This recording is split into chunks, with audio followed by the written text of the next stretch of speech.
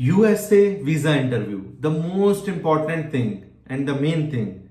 आपने अपॉइंटमेंट ली, visa interview की, 6 महीने 1 साल आपने वेट किया, आज वो दिन आ गया जिस दिन आपका ये डिसाइड होना है कि आपको वीजा मिलेगा या नहीं मिलेगा।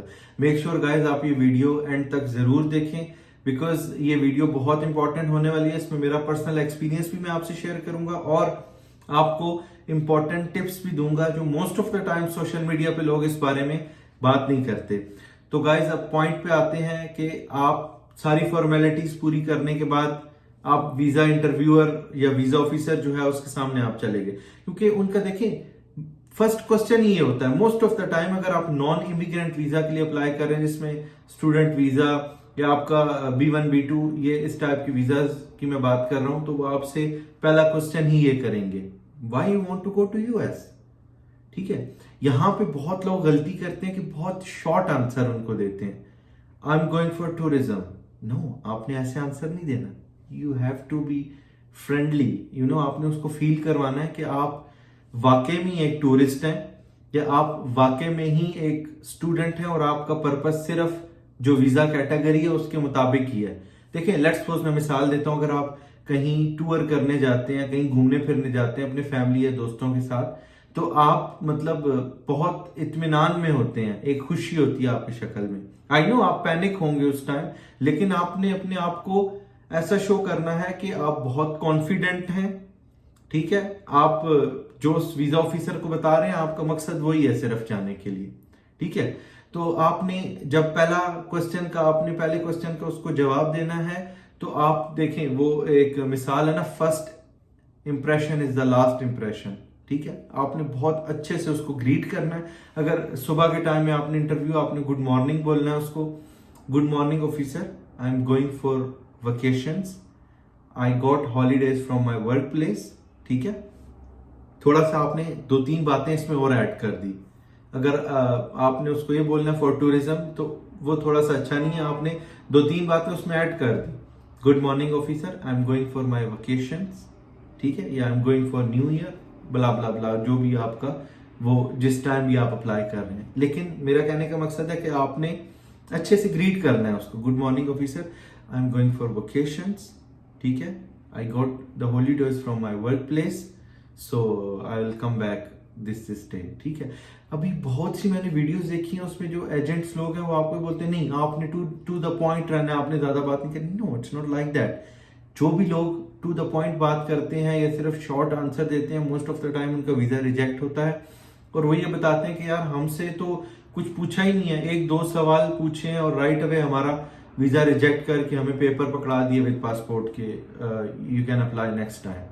ठीक है, तो आपने पहली चीज होगी कि आपने ग्रीट करना है अच्छे से और थोड़ा सा आप कोशिश करें फ्रेंडली वे में, डिटेल में उसको आंसर दें। फिर मोस्ट ऑफ द टाइम उसका सेकंड क्वेश्चन होता है कि what is the purpose of visit. ठीक है, आपके विजिट का पर्पस क्या है।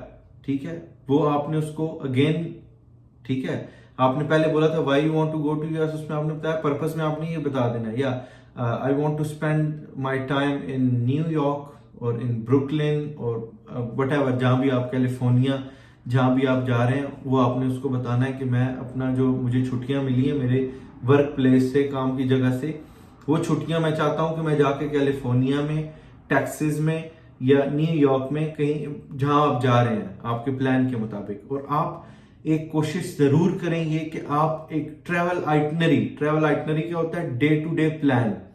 बहुत से लोग हैं वो ट्रैवल आइटनरी अपने साथ नहीं लेके जाते और उनको वहां पे एकदम से बताते हुए दिक्कत होती है। और थर्ड क्वेश्चन वो आपसे, अगर आप टूरिज्म पर्पस के लिए जा रहे हैं तो आपसे वो आपसे जरूर ये थर्ड क्वेश्चन करेगा कि ओके सो कौन से प्लेसेस हैं जहां पे आप विजिट करेंगे। ठीक है, अब लोग यहां भी गलती करते हैं कि 3-4 जो बहुत मशहूर नाम है वो बता देंगे, जी मैं ब्रुकलिन ब्रिज पे जाऊंगा, मैं टाइम स्क्वायर जाऊंगा और मैं नायग्रा फॉल जाऊंगा। अब इसमें क्योंकि देखें आपको पता होना चाहिए कि नायग्रा फॉल कितना दूर है, मैनहट्टन या टाइम स्क्वायर जो आप बता रहे हैं उससे कितना दूर है, उसके लिए आपको अलग फ्लाइट लेंगे। क्योंकि देखिए आपने अगर वीजा लेना है ना, आपने अगर वीजा रिजेक्ट करवाना है तो फिर आप कुछ मतलब डॉक्यूमेंट और तैयारी किए बगैर आप चले जाएं और जाके जो भी वो उसके सवालों के जवाब दें और वीजा आपका वो रिजेक्ट करवा के आ जाए। नहीं, अगर आपने सच में वीजा लेना है तो आपको इसके ऊपर मेहनत करनी पड़ेगी थोड़ी सी। आप अगर लेट्स सपोज उसको ये बता रहे हैं कि यार मैं टाइम्स स्क्वेयर में जा रहा हूं, तो आपको पता हो, आप देखें मैं आपको ट्रैवल आइटनरी के बारे में बता रहा हूं, आपको पता हो कि टाइम्स स्क्वेयर में आप कैसे पहुंचेंगे, ठीक है, आपकी होटल से कितना दूर है। अगर क्योंकि वो आपसे डिटेल पूछने में आया तो आपसे पूछ सकता है कि ओके आप कौन से होटल में रुकोगे, और वो अगर देखेगा कि आपका होटल तो 200 किलोमीटर दूर है टाइम्स स्क्वेयर से, ठीक है, और आप जा रहे 10 दिन के लिए हैं या आप 7 डेज के लिए जा रहे हैं, आपका 100 या 100 माइल्स दूर है आपका होटल, और आप बोल रहे हैं मैं टाइम्स स्क्वेयर जाऊंगा, अगले दिन मैं नायग्रा फॉल जाऊंगा, तो आप उतना डिस्टेंस तय करके पहले टाइम्स स्क्वेयर आएंगे फिर आप जाएंगे। आपको ये चीजें माइंड में रखनी चाहिए, ये चीजें वो जरूर सोचते हैं, ठीक है। आपने होटल बुकिंग बनानी है डे टू डे प्लान के हिसाब से। लेट्स सपोज आप बोल रहे हैं कि जनवरी 1 को आपने जाना है टाइम्स स्क्वेयर, तो आपके पास होटल बुकिंग हो कि आप टाइम्स स्क्वेयर में ही रुके हुए हैं या आप किसी आसपास जगह में रुके हुए हैं। ऐसा ना हो कि आपकी होटल बुकिंग हो आपकी नायग्रा फॉल्स के पास बफलो में और आप टाइम्स स्क्वेयर घूमने आ रहे हैं। Don't do that. और अगर मोस्ट ऑफ द टाइम लोग जो है वो 3-4 नाम ऐसे गिन देते हैं, तो वो वीजा ऑफिसर जो है वो थोड़ा सा शक में आ जाता है कि यार आई डोंट थिंक सो ये बंदा घूमने ही जा रहा है, इसके प्लान्स कुछ और हैं, ठीक है। तो आपने कोशिश करनी है अगर आप नायग्रा फॉल जा रहे हैं तो आपके पास एयर टिकट भी हो कि आप न्यूयॉर्क, क्योंकि देखें by car it's very far, best option यही है कि आप प्लेन टिकट खरीदें, इतना महंगा नहीं होता वो। आप न्यूयॉर्क से या न्यू जर्सी से आपकी फ्लाइट हो बफलो तक, बफलो से आप जाएंगे टाइम्स उधर सॉरी नायग्रा फॉल्स में, और नायग्रा फॉल्स की भी आपके पास टिकट मौजूद होने चाहिए, ठीक है। आप टिकट बुक कर सकते हैं, काफी वेबसाइट है, मैं नाम नहीं लूंगा, आप उनसे अपना टिकट बुक कर सकते हैं। वहां पे एंट्री परमिट्स होते हैं पार्क्स के, ये सारी चीजें आप अपने साथ लेके जाएं और आपको खुद भी कॉन्फिडेंस होगा आंसर करने में, आप उसको अच्छे से बता पाएंगे। लेट्स सपोज आप जनवरी 1 को जा रहे हैं टाइम्स स्क्वेयर में घूमने, तो आप थोड़ा सा अगर वो आपसे पूछता है कि कौन सी प्लेसेस पे आप विजिट करोगे, तो आप उसको बोल सकते हो कि मेरी ट्रैवल आइटनरी है मेरे पास, डे टू डे प्लान मैंने बनाया हुआ है, आप उसके सामने रखें। या आप वो अगर बोलता है कि नहीं आप मुझे मुंह से बताओ, तो आप उसको बता दें कि मैं एक दिन न्यूयॉर्क सिटी में हूँगा, मैं टाइम्स स्क्वेयर जाऊँगा एंड वेरी नेक्स्ट डे मेरी फ्लाइट है न्यूयॉर्क से बफलो के लिए, बिकॉज मैंने नायग्रा फॉल देखना है, मुझे बहुत शौक है वहां जाने का, मेरा ड्रीम है नायग्रा फॉल मैं देखूं, तो ये मेरी फ्लाइट टिकट है न्यूयॉर्क से बफलो तक, एंट्री टिकट है मेरे पास नायग्रा फॉल्स की, ठीक है। ये एक चीज हो गई। तीसरी चीज, वो आपसे अगर यूएई में आप जॉब करते हैं, सऊदी में कहीं भी आप जॉब करते हैं, तो आपसे पूछेगा कि आप कब से हैं यूएई में। देखिए 100% वो जितने भी टूरिज्म पर्पस के लिए लोग हैं उनसे पूछता है कि आप कब से हैं यूएई में, तो आपने उसको ऐसे नहीं बता देना कि I am here from last 6 year, आपने बहुत अच्छे से बताना है। लेट्स सपोज अगर आपने 6 साल का बताना था, आप उसको बताएं कि मैं 2017 से हूं यहाँ पे। समझ रहे हैं आप, ये छोटी छोटी चीजें हैं, ये बहुत इनका इम्पैक्ट पड़ता है वीजा ऑफिसर के ऊपर। ये आपके थोड़ा सा कॉन्फिडेंस उसके सामने बूस्ट होता है कि यार ये बंदा मतलब सही ओरिजिनल और ये रियल टूरिस्ट है, ये उसी पर्पस के लिए जा रहा है, ठीक है। आपने उसको बताना है यार I am here from since 2017, ठीक है, या उस हिसाब से जब से आप यूएई में हैं। और 2-3 लड़कों का इस बात पे वीजा रिजेक्ट हुआ है गाइस, वेरी ऑनेस्टली, वो उनसे उनके लिए अनएक्सपेक्टेड था कि ये सवाल वीजा ऑफिसर कैसे पूछ सकता है। लेट्स सपोज अगर आपका वीजा रिलेशनशिप मैनेजर का है या आपका वीजा ऑपरेशंस मैनेजर का, मैनेजिंग डायरेक्टर का, वटेवर आपका क्लर्क का वीजा, कोई भी वीजा है, तो वो आपसे ये पूछेगा कि आप क्या जॉब करते हैं। आपने अपना प्रोफेशन उसको बता दिया, मैं ये जॉब करता हूँ, मेरा ये प्रोफेशन है। मेरे एक दोस्त का वीजा इस बात पे रिजेक्ट हुआ था, उसको इतनी इंफॉर्मेशन नहीं थी, उससे पूछा कि ओके आपकी जॉब पे आपकी ड्यूटीज क्या है। देखिए आपने रेयरली एक आपने क्वेश्चन मतलब सुना होगा, आपकी ड्यूटीज क्या है। उसका वीज़ा ऑपरेशंस मैनेजर का था एक मैनेजमेंट कंसल्टेंसी में। तो वो मतलब सडनली कंफ्यूज हो गया कि मैं अब क्या आंसर करूं। आप समझ रहे हो, बोल रहे कि ये आपकी okay, tell me about your job duties.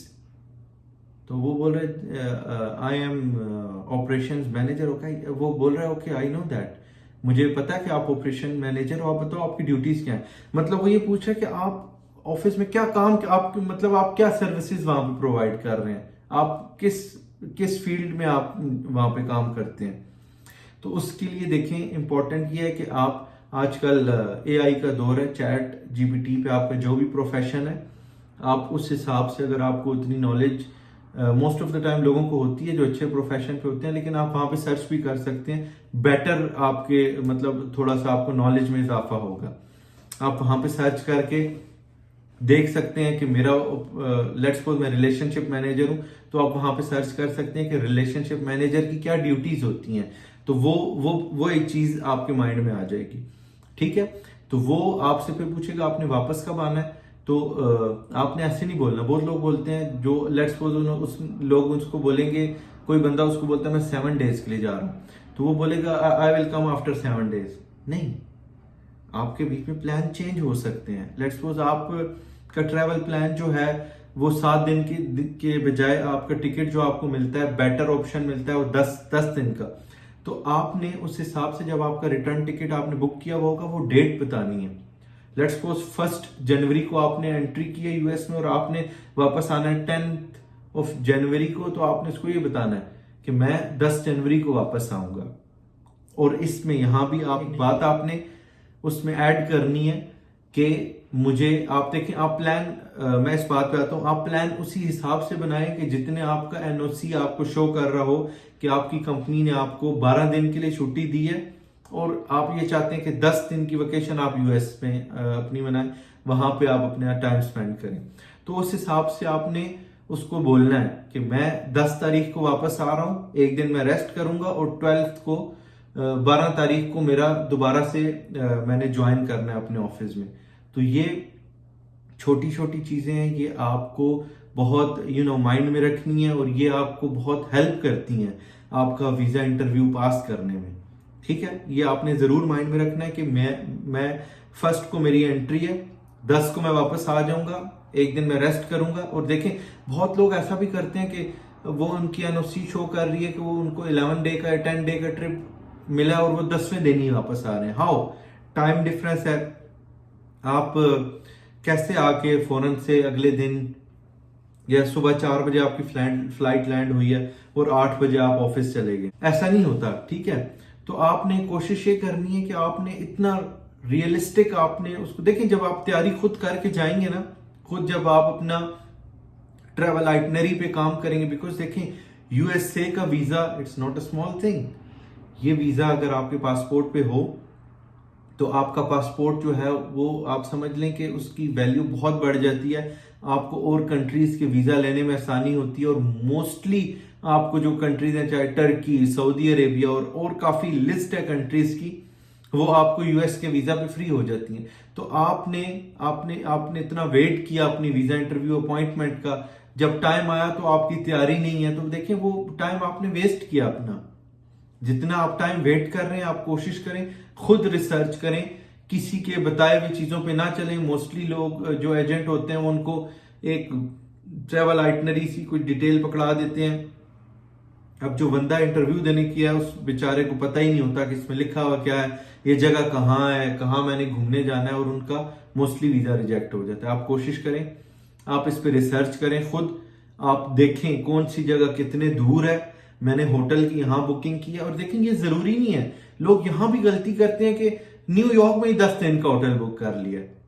आप समझ रहे हैं, 10 दिन का होटल न्यूयॉर्क में बुक कर लिया और वो बोल रहे हैं यार मैंने हॉलीवुड देखने भी जाना है, मैंने कैलिफोर्निया भी जाना है, उसके बाद मैंने टेक्सास भी जाना है, और मैंने नाइग्रा फॉल भी देखने जाना है। होटल आपका न्यूयॉर्क में बुक हुआ है, हाउ कम्स?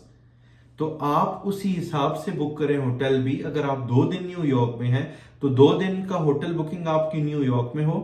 आप कैलिफोर्निया जा रहे हैं तो 2 दिन अगर आप कैलिफोर्निया में हैं तो वहां पे आपकी होटल बुकिंग हो, जिस जगह पे आप घूमने जा रहे हैं तो वहां आसपास हो। क्योंकि गाइस मैं आपको ऑनेस्टली बता रहा हूं, मेरे खुद अपने फैमिली मेंबर्स को मैंने इसी तरह से तैयारी करवाई थी और वो अल्हम्दुलिल्लाह उनको वीजा मिला, उन्होंने इंटरव्यू पास किया। ठीक है, आपने जब देखें, जब आप मेहनत करते हैं ना किसी भी चीज पे, उसका आपको फल जरूर मिलता है। ऐसा नहीं होता कि आप मेहनत ना करें और आपको मिल जाए, आपके लक के हिसाब से आपको मिल सकता है। लेकिन देखें, आप कोशिश करें कि आप इसके ऊपर रिसर्च करें, आप एक एक जगह ढूंढें, नेट पे सर्च करें। देखिए इट्स वेरी इजी, आप इंटरनेट पे, आपके पास फोन है, आपके पास स्मार्टफोन है, आप उस पर लिखें best places to visit in New York, best places to visit in California, in Texas और अलास्का, वटएवर, जहां भी आप जा रहे हैं उस हिसाब से अपनी ट्रैवल आइटनरी आप बनाएं। ठीक है, ये डिटेल होगी। अब चौथा क्वेश्चन वो आपसे ये करेगा कि आप मैरिड हैं या नहीं।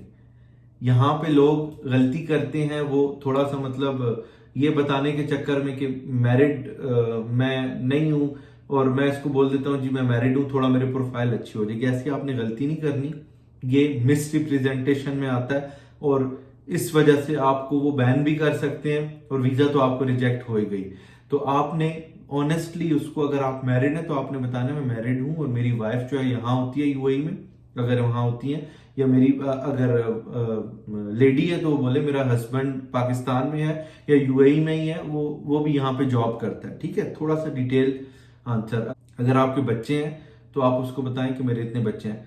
आई नो आप DS 160 में आपने ऐड की भी होगी डिटेल, लेकिन आप 1 साल बाद जब इंटरव्यू देने जाते हैं तो आपकी जो सिचुएशन है वो चेंज हो सकती है, आपकी शादी हो सकती है, आपका बच्चा हो सकता है, तो वो डिटेल अगर वो आपसे फैमिली का पूछे तो आपने बता देना। लेकिन गाइज मैं